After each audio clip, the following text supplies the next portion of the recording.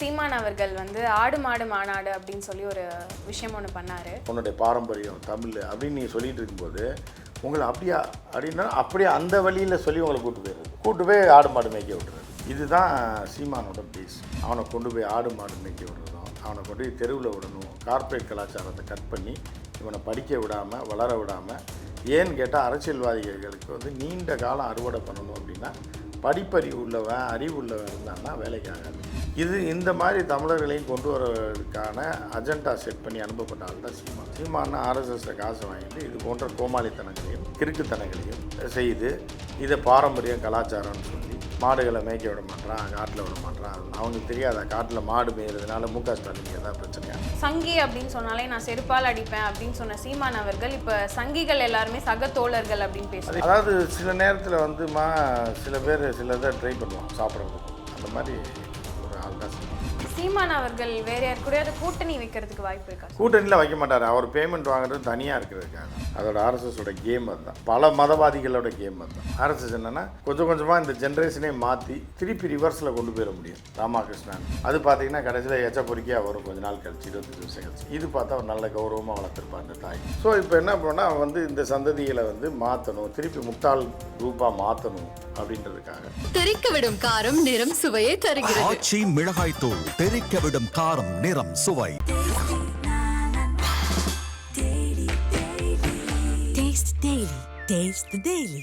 வணக்கம் சார். வணக்கம். சில நாட்களுக்கு முன்னாடி சீமான் அவர்கள் வந்து ஆடு மாடு மாநாடு அப்படின்னு சொல்லி ஒரு விஷயம் ஒன்று பண்ணார். அதில் வந்து அவரை பலரும் ட்ரோல் பண்ணாலும் சிலர் என்ன சொல்கிறாங்கன்னா, ஆடு மாடுக்காகவே வந்து பேரணி நடத்தக்கூடிய சீமான் அவர்கள் கண்டிப்பாக எங்களோட தலைவராக இருப்பார், மக்களுக்காக நிறைய விஷயங்கள் பண்ணுறதுக்காக காத்திருக்காரு அப்படின்னு சொல்கிறாங்க. இதை நீங்கள் எப்படி பார்க்குறீங்க? கொசு கூட கொசு மருந்து அடிச்சிங்கன்னு வைங்க, அதுக்கு கூட எதிர்ப்பு தெரிவிக்கிறதுக்கு ஆள் இருப்பாங்க. ஸோ அந்த மாதிரி இருப்பாங்கன்னு இருக்காங்க. கொசு ஈகோட மருந்து அடிச்சிங்கன்னா கூட அதை ஏன் நீங்கள் கொள்றீங்க அப்படின்ற மாதிரியான ஆட்கள் இருக்காங்க. ஸோ இதுக்கு எல்லாமே பின்னணியில் வந்து இந்த மாதிரி ஆட்களுக்கெல்லாம் பின்னணியில் ஒரு பெரிய சதி திட்டம் இருக்கும். எப்படின்னா எப்போவுமே இந்த ஹியூமன் நேச்சர் என்ன அப்படின்னு பார்த்தீங்கன்னா, இப்போ ஒரு பழக்கம்தான், அதுதான் பேசிக் சைக்காலஜி. இப்போ வந்து என்னென்னா, நீங்கள் ஒரு வித உணவை சாப்பிட்டு இப்போ சின்ன பிள்ளையிலேருந்தே உங்களுக்கு பழகுறாங்கன்னு வைங்க. ஒரு உணவு யூரோப்பியன்ஸை பார்த்தீங்க அப்படின்னா பீஸா பர்கர் தான் சாப்பிடுவாங்க. நம்ம ஊரில் ஏன் அதை சாப்பிட மாட்டாங்கன்னா, சின்ன வயசுலேருந்தே அவனுக்கு அதுதான் உணவுன்னு ஆயிரும். அவன் ஒரு கடவுளை கும்பிடுவான் சின்ன வயசுலேருந்தே. அது அப்படியே மைண்ட் செட் ஆயிரும். இப்போ நீங்கள் ஒரு கடவுளை கும்பிட்டிங்கன்னா நீங்கள் எந்த மதத்தை சேர்ந்தவராக இருந்தாலும் அது சின்ன பிள்ளையிலேருந்தே உங்களுக்கு பழக்கிட்டோம்னா அடுத்த ஜென்ரேஷன்லேருந்தே மாற்றி விட்டுடலாம் உங்களை. இப்போ நீங்கள் உங்கள் அம்மா, உங்கள் பாட்டி, அவங்க முப்பாட்டி எல்லாமே ஒரு அரிசி சோறு சாப்பிட்டு பழகுறீங்கன்னு வைங்க. இல்லை நானே பழகுறேன். என்ன இப்போ நான் எப்படி அரிசி சோறு சாப்பிட்றேன்னா, எங்கள் அம்மா சாப்பிட்ருப்பாங்க, எங்கள் அப்பா, எங்கள் தாத்தா பாட்டி எல்லோரும் அதை சாப்பிட்டதுனால நான் சாப்பிட்ருப்பேன். திடீர்னு நான் வந்து என்னோடய பிள்ளைங்களுக்கு பிறந்த உடனே அதுக்கு பர்கரை ஊட்டி பழகிட்டோன்னு வைங்க, கெலாக்ஸ் ஊட்டி பழகிட்டோம்னா அது அதை தான் சாப்பிடும். அதுதான் அதோட உணவாயிரும். அதுக்கு சாப்பாடு, மோர், ரசம், குழம்பெல்லாம் வச்சிங்கன்னா தட்டி விட்டுருவோம். என்ன இடியட்டு இதை போய் சாப்பிட்டுட்டு இருக்கீங்க அப்படின்னு.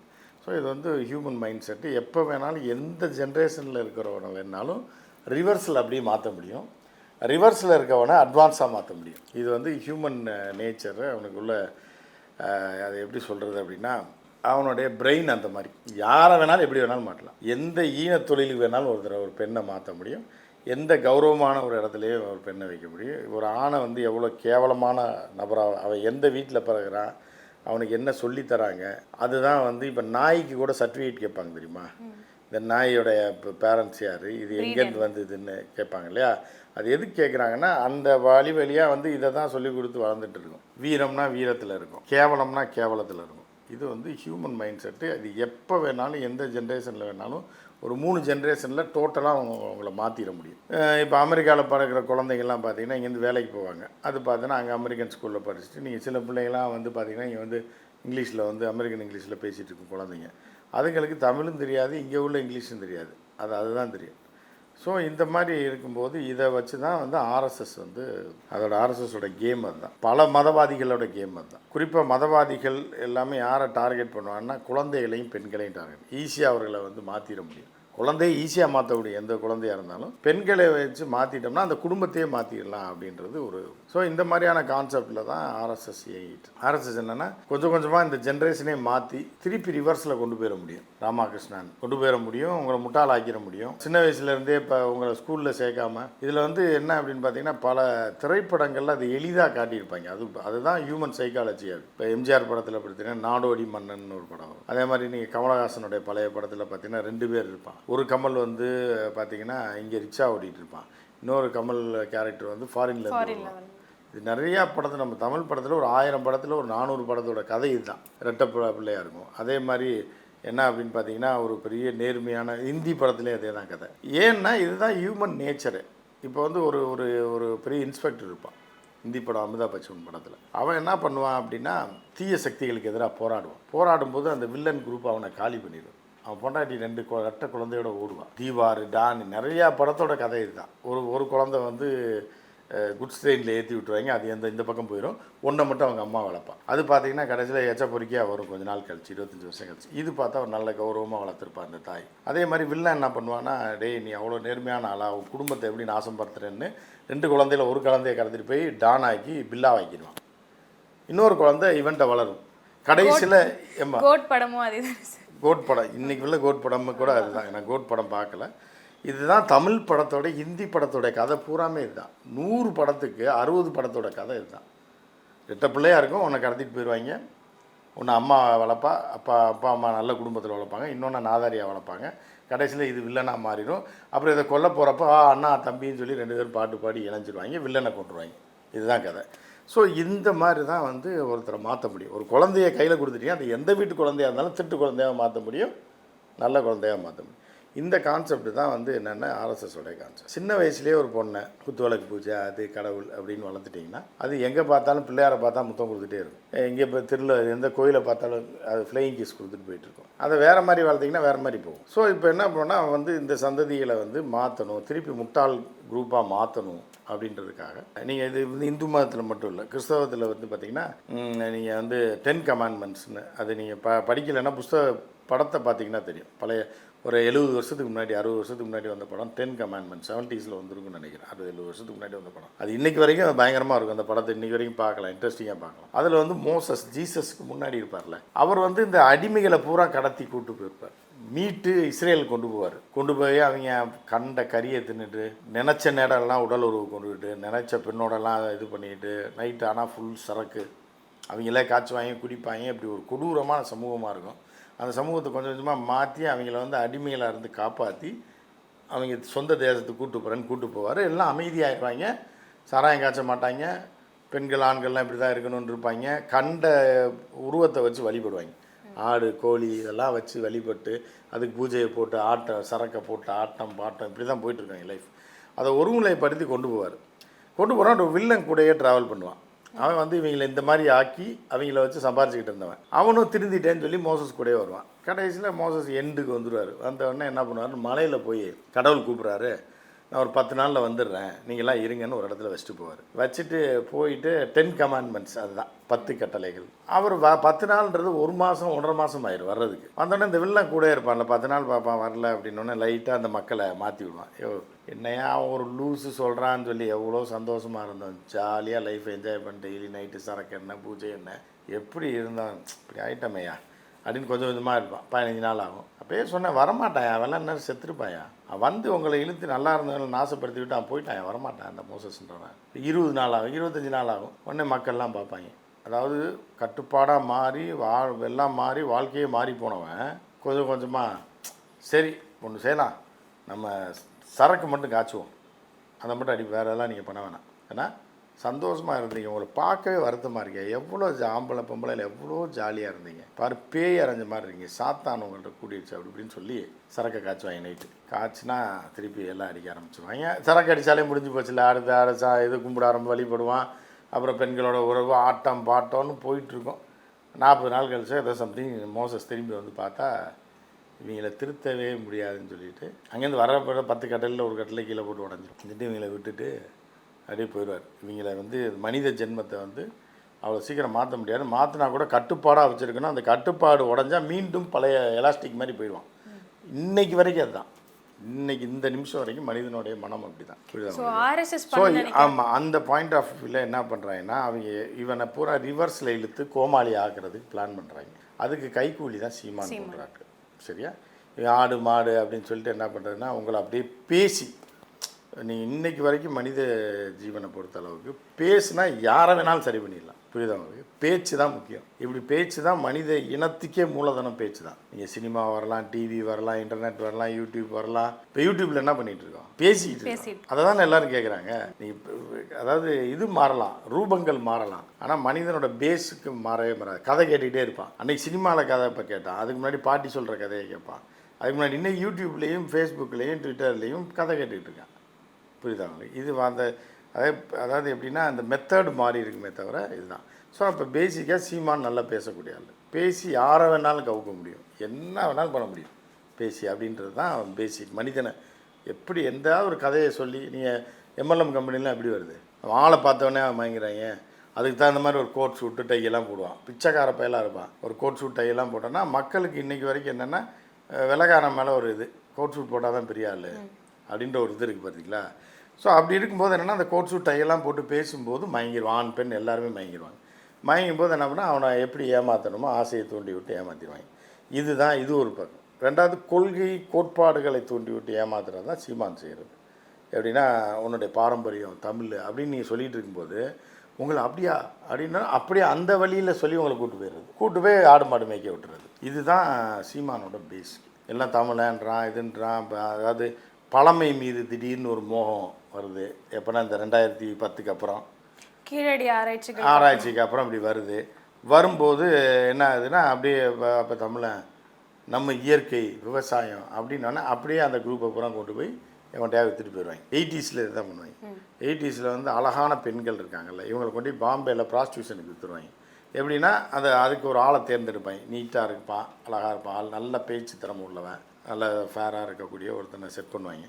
செட் பண்ணி என்ன பண்ணுவாங்கன்னா அவங்க வீட்டில் அண்ணன் தம்பி இருக்கக்கூடாது, கஷ்டப்படுற பிள்ளையாக இருக்கணும், அவங்க அப்பா இருக்கக்கூடாது, ஆண் துணை இருக்கக்கூடாது, ஒரு பிள்ளையாக இருக்கணும், இல்லை 2 பொம்பளை பிள்ளையாக இருக்கணும், ஆனால் பொண்ணு அழகாக இருக்கணும் அப்படின்ற பொண்ணை வாலண்டியராக போய் லவ் பண்ணுவாங்க. லவ் பண்ணி எப்படியா மடக்கி கல்யாணம் பண்ணிவிட்டு நம்ம பாம்பேக்கு போயிடலாம், இங்கே இருந்தால் எல்லாருக்கும் தெரிஞ்சிடும் வீட்டுக்கு அப்படின்னு சொல்லி நேராக பாம்பேயில் போய் ப்ராஸ்டியூஷனுக்கு விற்றுட்டு வந்துடுவாங்க. இது 80ஸ்க்கு முன்னாடி இது. ஸோ இது எல்லா காலத்துலேயும் நல்லது கெட்டது எல்லாத்துக்கும் இதே மாதிரி தான் சீமான் வந்து ஒட்டுமொத்த தமிழில் ஏமாளிகளை பிடித்து பாவப்பட்ட தமிழ் மீது அக்கறை கொண்ட, தமிழ் கலாச்சாரம் மீது, தமிழ் உணர்வுகள் மீது இது இருக்க இளைஞர்களை அப்படி தூண்டி விட்டு அவனை கொண்டு போய் ஆடு மாடு மேய்க்க விடுறதும், அவனை கொண்டு போய் தெருவில் விடணும், கார்ப்பரேட் கலாச்சாரத்தை கட் பண்ணி இவனை படிக்க விடாமல் வளர விடாமல். ஏன்னு கேட்டால் அரசியல்வாதிகளுக்கு வந்து நீண்ட காலம் அறுவடை பண்ணணும் அப்படின்னா படிப்பறிவு உள்ளவன் அறிவு உள்ளவன் இருந்தான்னா வேலைக்கு ஆகாது. யூபி மாதிரி, குஜராத் மாதிரி, இதில் பீகார் மாதிரியா, மத்திய பிரதேஷ் மாதிரியா என்ன பண்ணோன்னா படிப்பறிவு இல்லாமல் ஒன்று வச்சுருந்தோம்னா காலத்துக்கு நமக்கு தான் ஓட்டு போடுவோம். இப்போ குஜராத்தில் பார்த்திங்கன்னா 2 கும்பல் இருக்கும். ஒன்று வந்து அட்டாரா கும்பல், இந்த திட்டு கும்பல் வந்து எல்லாமே வியாபாரி. வியாபாரத்தில் அவங்கள அடிச்சுக்க முடியாது. சரியா? அவன் யாருன்னா சொற்பம், ஒரு 1%. புரியுதா? 8 கோடி பேரில் 1% தான் பணக்காரன். மீதி 90% வந்து அப்பாவி மக்கள். அவர்களே மதத்தை சொல்லி ஏமாற்றி இவனோட பாதுகாப்பில் அவன் பிஸ்னஸ் பண்ணிகிட்டு இருப்பான். அதே மாதிரி பாம்பேயில் மதத்தை தூண்டி விட்டு அவர்களை மத கலவரத்தில் இறக்கி விட்டு விநாயகர் அது இதுன்னு இறக்கி விட்டுட்டு அங்கே உள்ள குஜராத்தி புறம் வைர வியாபாரம் பண்ணிட்டு கும்முன்னு 7வது ஃப்ளோரில் ஏசியில் உட்காந்துருப்பான். என்ன கலவரம் நடந்தாலும் மேலேருந்து ஜன்னல் வழியாக பாப்பா செத்துட்டானவன் அப்படி. இந்த மாதிரி தமிழர்களையும் கொண்டு வரதுக்கான அஜெண்டா செட் பண்ணி அனுப்பப்பட்ட ஆள் தான் சீமான். சீமான்னா ஆர்எஸ்எஸில் காசை வாங்கிட்டு இது போன்ற கோமாளித்தனங்களையும் கிறுக்குத்தனங்களையும் செய்து இதை பாரம்பரியம் கலாச்சாரம்னு சொல்லி மாடுகளை மேய்க்க விட மாட்டான், காட்டில் விட மாட்டான். அவங்களுக்கு தெரியாதா காட்டில் மாடு மேய்கிறதுனால மு க ஸ்டாலினுக்கு எதாவது பிரச்சனையா, இல்லை அமைச்சரவையில் இருக்கிற எம்எல்ஏக்களுக்கு ஏதாவது மாடு போய் காட்டில் மேய்து என் பொழப்பு போச்சுன்னு ஒன்றும் கிடையாது. சர்வதேச சட்டம் என்ன சொல்லுதோ அதை தான் வந்து இந்திய அரசு பின்பற்றும். இந்திய அரசு என்ன சொல்லுதோ அதை தான் தமிழக அரசு பின்பற்றும். தமிழக அரசு என்ன ரிசர்ச் பண்ணி என்ன கண்டுபிடிக்கிறானோ அதுபடி தான் அரசாங்கத்தை நடத்த முடியும். சரியா? நீங்கள் வந்து பார்த்துட்டு என்ன இப்படி இருக்குது அப்படின்னா அது வந்து நீங்கள் வந்து உடையிலேருந்து மெத்தட்லேருந்து இப்போ இந்த ஸ்டாண்ட் இப்படி தான் போடணும், இப்படி போட்டு எடுக்கணுன்றது தான் இன்டர்நேஷ்னல் ரூல். புரியுதா உங்களுக்கு? அப்போ தான் இந்த இதில் கேமராவில் பதிவு வரும். ஏன் இப்படி தலைகீழாக போட்டு எடுக்கலாம்னு எடுக்கலாம். என்றைக்கே ஒரு நாளைக்கு ஏதோ ஒரு தேவைக்கு ஏதோ ஒரு ஷாட்டுக்கு வேணால் எடுக்கலாமே தவிர எப்போவுமே தலைகீழாக கேமரா வச்சு எடுத்திங்கன்னா உங்களை மெண்டல்ன்றான். இவங்க பண்ணுறது அதுதான். ஏன் தம்பி இருக்கக்கூடாது? இப்படி வைங்க தம்பி, அப்படி வைங்க தம்பி அப்படிங்கும்போது பார்ப்பான், பரவாயில்ல வித்தியாசமாக சொல்கிறேன் வைக்கக்கூடாது அப்படின்னா கடைசியில் பிச்சை தான் எடுக்கணுன்றது அவனுக்கு தெரியாது. பிச்சை எடுக்க கையை காலை உடச்சி விட்டு இப்போ சின்ன பிள்ளை இப்போ சீமான் செய்கிறது அப்படின்னா சின்ன பிள்ளைங்களுக்கு சாக்லேட் கொடுத்து ஏமாற்றி கண்ணை காதெல்லாம் குருடாக்கி பஸ் ஸ்டாண்டில் பிச்சை எடுக்க விடுவாங்கல்ல, அதே தான் நாதக தம்பிகளை கூப்பிட்டு போய் நைஸாக பேசி கொண்டு போய் பாஜகரண்ட பிச்சை எடுக்க விட போகிறது தான் சீமானோட வேலை. ஒரு காலத்தில் வந்து சங்கி அப்படின்னு சொன்னாலே நான் செருப்பால் அடிப்பேன் அப்படின்னு சொன்ன சீமான் அவர்கள் இப்போ சங்கிகள் எல்லாருமே சக தோழர்கள் அப்படின்னு பேசுவாங்க. அதாவது சில நேரத்தில் வந்து சில பேர் சிலதை ட்ரை பண்ணுவான் சாப்பிட்றதுக்கு, அந்த மாதிரி ஒரு ஆள் தான் சீமான். சீமானுக்கு எங்கேருந்து பேமெண்ட் வருதோ அவங்க சார்பில் பேச ஆரம்பிச்சு. அதுதான் இப்போ அந்த காலத்துலேருந்து இந்த காலம் வரைக்கும் சீமானுக்கு தேவை பேமெண்ட் கொடுத்தீங்கன்னா இவங்களை கொண்டு போய் அடகு வச்சிடும் மொத்தமாக. இந்த தம்பிகளை கூப்பிட்டு போய் அவங்க தம்பி அவங்க மட்டும்தான் சேரணுமா, எவன் சேரலை, எதை வேணாலும் ஒரு நல்லா பேசுகிறவனால எதை வேணாலும் நியாயப்படுத்தி பேச வைக்க முடியும். அதுக்கு ஒரு சைக்காலஜி உங்களுக்கு சொல்கிறேன். இப்போ நீங்கள் வந்து ஒரு சைக்காலஜின்னு சொல்கிறத தாண்டி என்னென்னா ஒரு கான்செப்ட் இல்லை ஒரு முடிவு இதுதான். இந்த ப்ராபபிலிட்டின்னு வாங்கல, என்ன மேக்ஸில் நான் வீக்கு அது தெரியாது, இருந்தாலும் ஒரு ரூபா காயின் எடுத்து சுண்டி போட்டு பார்த்துருக்கீங்களே, நீங்கள் ஹெட்டு மேலே வச்சிங்கன்னா இப்படி போட்டால் ஹெட்டு தான் விழுகும்னு சொல்லி சின்ன வயசில் விளையாடுவாங்க அந்த மாதிரி தான். ஆனால் அதே ஹெட்டை 10 தடவை நீங்கள் மேலே தூக்கி போட்டு சுண்டி போட்டிங்கனாலும் 10 தடவை ஹெட்டு விழுகாது, 6 டைம் தான் விழுகும், இல்லை 7க்கு 3 தான் விழுகும், இல்லைன்னா டெயில் தான் விழுகும். அதே பொசிஷனில் வச்சு அதே மாதிரி சுண்டி விட்டாலும் 10 டைம் ஹெட்டு விழுகாது. இதுதான் உலகத்தோடைய பெரிய தத்துவம். அது நீங்கள் என்ன தான் நீங்கள் இப்போ இப்போ எவ்வளோ பெரிய மனிதர்களாக இருந்தாலும் எவ்வளோ பெரிய தலைவனாக இருந்தாலும் 100% மக்கள் அவனை ஆதரிக்க மாட்டாங்க. 60க்கு 40, 70க்கு 30ன்னு கூட இருக்கலாம். அதை தாண்ட வாய்ப்பே கிடையாது. நீங்கள் மகாத்மா காந்தின்னு நீங்கள் இந்தியாவில் சொன்னீங்கன்னா கூட காந்திக்கு 40% எதிர்ப்பு இருந்துச்சு, 60% தான் ஆதரவு. 60% ஆதரவு உள்ள தலைவனே பெரிய தலைவன். ஸோ அந்த மாதிரி இருக்கிறதுனால இவங்க என்ன பண்ணுவாங்கன்னா எதையாவது ஒன்று யார் மேலேயாவது குற்றச்சாட்டி அந்த மீதி உள்ள ஆட்களை கவர்ந்து அவர்களை வச்சு குழப்பத்தை விளைவிப்பது தான் சீமானோடைய கணக்கு. அதுக்கான பேமெண்ட் அங்கேருந்து வந்துடும். அதை தொடர்ந்து அவங்க செஞ்சுக்கிட்டு இருப்பாங்க.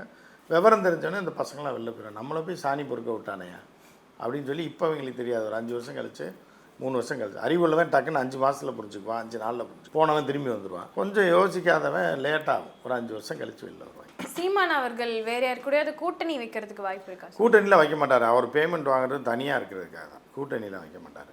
அவருக்கு வந்து ஜெயிக்கணுன்றது எண்ணம் கிடையாது. ஜெயிக்கணுன்றதில்ல, இவங்களை வச்சு காலத்துக்கு இப்படி ஓடிட்டே இருக்கணும், எவனும் அதிகாரத்துக்கு வந்துடக்கூடாது. ஏன்னா வந்துட்டால் ஓடி போயிடுவாங்கன்னு தெரியும். இப்போ அவங்க கட்சியில் ஒரு 3 எம்எல்ஏ வருது, 3 பிள்ளைங்க அழகாக காசு கொடுத்து அந்த பிள்ளைங்களை விலைக்கு வாங்கிடுவாங்க, வேறு கட்சிக்கு போயிடும். சீமான் ஜெயிக்கல 3 பிள்ளைங்க எம்எல்ஏ அப்படின்னா எப்படி ஏற்றுக்க முடியும்? ஸோ அதனால் யாரையும் வளர விட மாட்டாப்புல, ஜெயிக்க விட மாட்டாப்புல. அந்த 5, 6, 7, 8% ஓட்டை வச்சுட்டு மிரட்டிட்டு காசை வாங்கிட்டு அப்படியே ஓடிட்டு இருப்பாப்புல. திருப்பி அந்த ஏற்கனவே ஓட்டு போட்டவன் அடுத்த எலெக்ஷனில் போட மாட்டான், புதுசாக ஆள் சேருவாங்க. அவனுக்கு மாடை காமிச்சிட்டு பன்னியை காமிச்சு ஏமாற்றுவான். இப்படி மாற்றி இது பண்ணி பண்ணி வளர்க்கலாம் தம்பி, பன்னிக்கு சரியான வேல்யூ இருக்குது தம்பி, ஏன் அது நம்மளுடைய உயிரினம் தானே அப்படின்னு சொல்லி எல்லாம் படிக்கிறவனை தான் பண்ணி மேய்க்க விட்டுருவான். நம்ம வந்து அங்கேருந்து இவர்களை கூப்பிட்டு வந்து படித்து அவர்களை வந்து பெரிய ரீச்சுக்கு கொண்டு போனது கடந்த கால ஆட்சிகள். இவன் வந்து திருப்பி அவனை ரிவர்ஸில் கொண்டு வந்து பிடிச்ச இடத்துலேயே கொண்டு வந்து விட்டுருவான். அதுதான் அவர்களுடைய நோக்கம். பீகார், ராஜஸ்தான், குஜராத்தில் இருக்கிற மக்களை மாதிரி தமிழகத்தில் இருக்க மக்களும் வந்து முட்டாள்களாக இருந்தாங்கன்னா அவள் வந்து எல்லாத்தையும் கடவுள். அதே மாதிரி இப்போ அதாவது ஒரு சின்ன உதாரணம் பார்த்தீங்கன்னா மாட்டுக்கறி எக்ஸ்போர்ட்டில் உலகத்திலேயே இந்தியா வந்து இப்போ 2வது இடத்துக்கு முன்னேறிடுச்சு. 4வது இடத்துல இருந்துச்சு, இப்போ 2வது இடத்துக்கு முன்னேறிடுச்சு. ஆனால் படிப்பறிவு இல்லாத முட்டாள்கள் இருக்கக்கூடிய அதிகம் இருக்கக்கூடிய உத்தரப்பிரதேசிலையும் மத்திய பிரதேசிலையும் ராஜஸ்தான்லேயும் பார்த்தீங்க அப்படின்னா மாடுகளை காப்பாற்றுறதுக்கு அதே பிஜேபி அமைப்பை வச்சுட்டு அவனை ஏமாற்றிட்டு இருக்கான். முஸ்லீம் தான் மாட்டுக்கு எதிரி அப்படின்னு சொல்லிட்டு எக்ஸ்போர்ட் பண்ணி கோடிக்கணக்காக சம்பாதிக்கிறது பிஜேபி கவர்மெண்ட்டு. ஆனால் அதுக்கு எதிரான கருத்தை மக்கள்கிட்ட புகுத்தி அதே வேலையை இவன் பெரிய அளவில் செஞ்சுக்கிட்டு இருப்பான். அப்போ அவனுக்கு புரியவே புரியாது, அவன் கேட்கவே மாட்டான். ஏன்டா மாடு எக்ஸ்போர்ட்டில் மோடி தான் பிரதமர், 12 வருஷமாக நீங்கள் தான் இருக்கீங்க, மாடு எக்ஸ்போர்ட்டில் 4வது இடத்துலேருந்து 3வது இடத்துக்கு வந்திருக்கு, 2வது இடத்துக்கு வந்திருக்கு, அப்போ இதெல்லாம் பண்ணிவிட்டு ஏன்டா மாட்டை எதுக்குறீங்க அப்படின்னு அவன் கேட்க மாட்டான். அவனுக்கு அந்தளவுக்கு நாலேஜ் இருக்காது, உலக மார்க்கெட்னா என்னன்னு தெரியாது, இந்தியா என்ன பண்ணிகிட்ருக்கான்னு தெரியாது. அப்போ அப்படி முட்டாளாக வச்சுருந்தா தான் நம்ம இதையும் பண்ண முடியும் அதையும் பண்ண முடியும். இதில் கேட்பாங்க இல்லை காட்டியும் கொடுக்குறோம் குட்டியும் கொடுக்குறோம் பாசன்னு சொல்லி விவேக் காமெடியில். அதுதான் இவங்க 2மே பண்ணுவாங்க ஒரே ஆள். அது வந்து அவன் கூட ஃபாலோ பண்ணுறவனுக்கு புரியாது, அதனால் அவன் ஃபாலோ பண்ணி போயிட்டே இருக்கும். சோஷியல் மீடியா அட்டென்ஷன் வந்து திரு சீமான் அவர்கள் மேலே கம்மியானதுக்கான ஒரு காரணம் வந்து விஜய் அவர்களாக பார்க்கப்படுறாங்க. ஸோ அவர் இந்த மாதிரி டிஃப்ரெண்ட்டான விஷயங்கள் பண்ணால், இப்போ நீங்கள் சொன்ன விஷயங்களை தாண்டி டிஃப்ரெண்ட்டாக நம்ம ஏதாவது பண்ணி அட்டென்ஷனை திருப்பி நம்ம கிராப் பண்ணிக்கணும் அப்படின்றதுக்காக இவர் இல்லை பண்ணி அட்டென்ஷன் அன்னைக்கு தானம்மா திரும்பும். இப்போ ஃபுட்பால்லாம் நடக்கும்போது திடீர்னு நிர்வாணமாக ஆண் பெண்லாம் ஓடிடுவாங்க. எங்கன்னா யூரோப்லேயும் சரி, சவுத் அமெரிக்காவில் பார்த்தீங்கன்னா இந்த வேலையெல்லாம் வேறு எந்த உலகத்தில் எங்கேயுமே நடக்காது. ஸ்பெயினில், இட்டாலியில், ஃப்ரான்ஸில் எல்லாம் பார்த்தீங்கன்னா திடீர்னு என்ன அட்டென்ஷன் சீக்கிங்காக டமால்னு எவனா ஒருத்தன் ஒரு பொண்ணோ பையனோ வந்துடுவாங்க. கடந்த காலத்தில் எல்லாத்தையும் அவுத்து போட்டு ஓடி வரும்போது மேட்சை தாண்டி அந்த ஒருத்தர் மேலே அட்டென்ஷன் போகும். அதுக்கப்புறம் என்ன ஆகும், தூக்கிட்டு போய் துவைத்தவன்னு துவைப்பாங்க. துவைச்சி அடித்து உள்ள தூக்கி போட்டு எல்லாம் பண்ணி வாழ்க்கையை நாசமாகி வெளியே ஒரு விஷயம் முடியும் போது திருப்பி அவர் ஏதாவது ஒரு விஷயம் பண்ணி சோஷியல் மீடியாவில் ஆக்டிவாகவே தான் சோசியல் மீடியாவை வந்து ஓட்டு போடாதேம்மா. சோசியல் மீடியான்றது தான் உங்களுக்கு தெரியுமில்ல. இப்போ சாவு கூட ஒன்றும் போகிறதில்ல. யாராவது செத்துட்டா கூட ஆர்ஐபின்னு போட்டுறாங்க. நேரில் ஒன்றுமே போடல, ஐயோ செத்துட்டாரா அப்படின்னு ஒருத்தன் போடுவான் ஆர்ஐபி. இதுதான் சோசியல் மீடியா. சோசியல் மீடியாவில் பார்க்குற ஓட்டு போட வர மாட்டான், புரியுதா அவங்க. அது சோசியல் மீடியாவில் அந்த பில்டப்லேயே போயிட்டு சோசியல் மீடியாவிலே சீமானை போய் வச்சுருவாங்க கட்சியை. ஐயோ கட்சி மூடிட்டாரா, ஐயோ சீமான் ஜெயிலுக்கு போயிட்டாரா, ஐயோ சீமான் வந்து மறந்து குடிச்சிட்டாரா, ஆர்ஐபி அப்படின்னு போட்டு முடிச்சிடுவாங்க. அதுதான் சோசியல் மீடியாவோட அட்டென்ஷன்சி. அதனால் எந்த பிரயோஜனமும் இல்லை, அவனும் ஓட்டு போட வர மாட்டான். அப்படி பார்த்தா நீங்கள் வந்து எல்லாரை விட சீமான் தான் சோசியல் மீடியாவில் பயங்கர இதாக இருக்குது. அப்போ சோசியல் மீடியா இதாக இருந்தால் சீமான் தான் பிரைம் மினிஸ்டராக இருந்திருக்கணும், ஏன் இல்லை அப்படின்றது தான். சோசியல் மீடியான்றது எதுக்கு வேலைக்கு ஆகாது. பார்க்கலாம், பொழுதுபோக்கு பார்ப்பாங்க, போயிடுவாங்க. கடந்த தேர்தலில் வந்து 8% வாக்கு வங்கி வச்சுருந்தாரு சார். இப்போ வரப்போகிற தேர்தலில் நாம் தமிழரோட நிலைமை ஒரு 5லேருந்து 6, 2% அந்த பக்கம் போயிடும், விஜய் பக்கம். ஏன்னா இவரெல்லாம் கொள்கை கூட்டம் கிடையாது, எதையோ நோக்கி வர்றான். இந்த பக்கம் இருந்துச்சுன்னா இந்த பக்கம் போயிடுவான். அப்படி கொள்கை கோட்பாடு இருக்கவன்னா அதில் இருந்து போக மாட்டான். நன்றி சார். நன்றி.